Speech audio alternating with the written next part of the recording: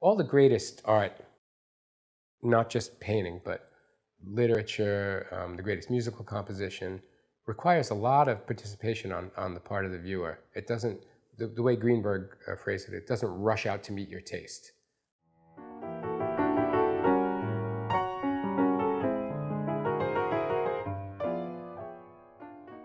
You have to be open to it. You have to be patient. Patience is a big thing. So the short answer to your question is yes, it can be a profoundly moving experience. I've had this more than once, but it was me drawing it out of the work. I think there's a big difference between entertainment and art.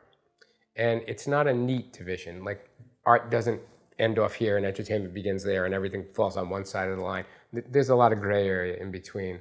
I believe in intensely personal visions, but at the same time, the process is completed, or I should say, the process isn't completed until somebody else sees it and responds to it. So I was in grad school from '97 to 2000, and while I was there, I was at Hunter, and it was a very theory-driven school, and I got really obsessed with this idea of making the perfect abstraction, something that had no external reference whatsoever, something that just didn't exist in the real world. And a lot of painters tried this in the 20th century, and what they all discovered is you can't make a painting that exists wholly apart from human experience, that all painting refers to something. So, I've been a musician all this time too. That's the subtext. I play the drums. So I picked up a really ramshackle drum set and taught myself. And when I finished grad school, I put painting aside entirely and just played jazz, but the weirdest strain of jazz, because what I was after was the perfect abstraction. I wanted to make really abstract art. I decided that making abstract art was more important than being a painter. But then also, as that was winding down, I realized that A, I really do love painting. Like, my interest in art is medium specific. And B, after I was away from the academy for enough time, this idea of making the absolute perfect abstraction with no external reference wasn't that important to me.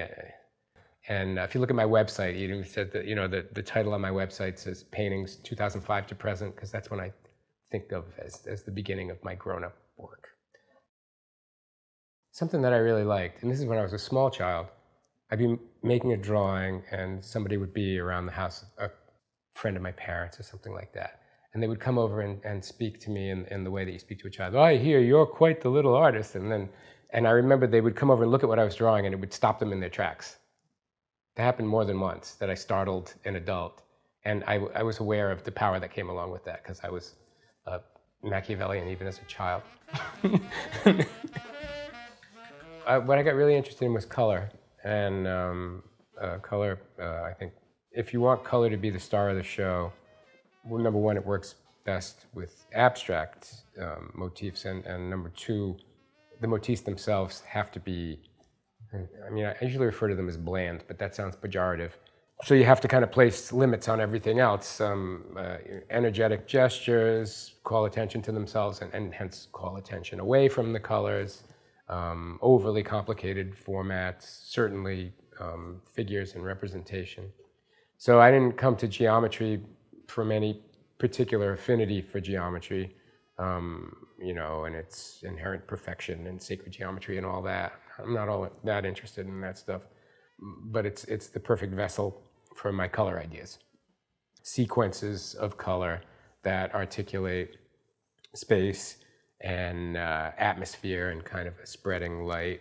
I like this backlit effect. I like them to look like screens on a certain level. And I always get there via colors arranged in highly disciplined sequences. It always involves a sequence. Sometimes the sequence goes from dark to light. Sometimes the sequence is identical value, but it's chromatic. But I'm always using color in a sequential way. You can't make a picture that actually has no external references. Everything looks like something. Now, of course, if you're looking at a grid, you could say, oh, well, that's a checkerboard. Or, there's things in the world, that's a tile floor. There are things in the world you could tie it to. But that's something that I thought about a lot when I was in graduate school. And now I don't care about it that much. I do think one of the things that I like about abstraction is that the viewer has to fill in the gaps. It doesn't lead them around. They have to bring their own subjective experience, and they have to pay attention. De Kooning said that the real subject of abstract painting was space. And he was very much a European painter, even though he's one of the principal exponents. He and Pollock are kind of the Coke and Pepsi of the New York school. And he pointed out that he thought the real subject of abstract painting was space. And I think that whether or not he realized this himself, he was talking about a European space. All my painter friends talk obsessively about surface. So when you look at a screen, if you look at your phone or you look at a computer, you're not aware that it even has a surface. You only notice that it has a surface when it's off. It just seems like a pure color experience. And there's this particular phenomenological philosopher from the early part of the 20th century named David Katz. And he wrote this book called A World of Color. His chosen phenomena was color. And he talks about this condition called film color, that if you apply color in an uninflected way, not much in the way of brush strokes, no modulations or gestures, you can create this condition where it starts to lift off the surface dissolves and it becomes a pure experience of floating color. So that's kind of what I'm after with my paintings, is to completely not call attention to how beautiful my surfaces are, but to completely distract attention from the fact that it has a surface at all.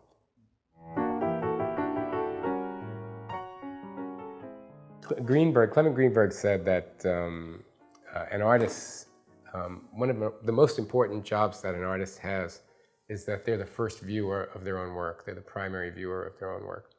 And you have to be able to look at it with a cool eye, as though you didn't make it, as though you were somebody else, not the artist. That's really hard because you have so much baggage, That just comes with looking at your own work and separating out the emotional to the greatest degree that you can. Very difficult, but you can train yourself. It's an important skill for an artist, I think. I think this is a common trait for artists. When something really captures my imagination, I want to do it too. But nothing's ever captured my imagination so completely as painting.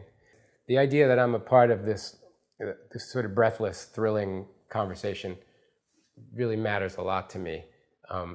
Reaching back fingertip to fingertip across all those centuries. A lot of people's objection to abstraction has to do with the fact that it has no subject matter. And what I'll always ask is, have you ever really been knocked out, like really blown away by a sunset?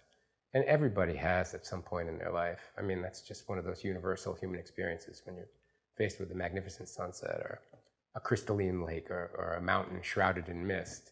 It's a singular experience. And then the next question is, well, why? Well, it's the way it looks. It's the way it looks. I think the visual is very profound and can touch emotional chords in a way that language and narrative and subject matter can't. And that's that sunset experience. To oversimplify it, that magnificent sunset experience is what I'm after in painting, both when I make painting and when I look at painting.